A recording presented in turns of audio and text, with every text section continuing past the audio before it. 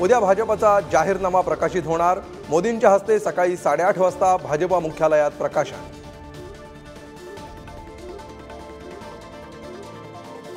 भंडाऱ्यातून राहुल गांधींच्या मोठ्या घोषणा।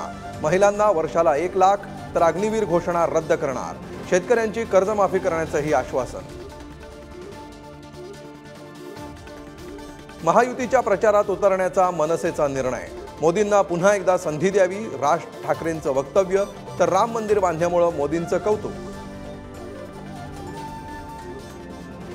मोदींनी विरोधकांच्या चिकन मटणावर बोलण्याऐवजी पाणी टंचाईवर बोलावं। संजय राऊतांचा निशाणा तर गब्बर नंतर लोक फडणवीसांना घाबरत असल्याचाही टोला।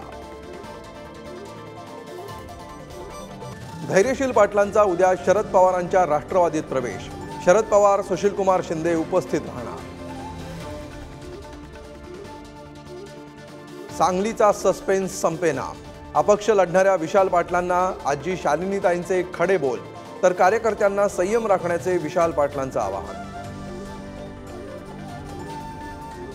हातकणंगलेत महायुतीत तिढा कायम। प्रकाश आवाडे आणि मुख्यमंत्र्यांच्या पाऊण तासाच्या बैठकीतही तोडगा नाहीच। निवडणूक लढण्यावर ठाम।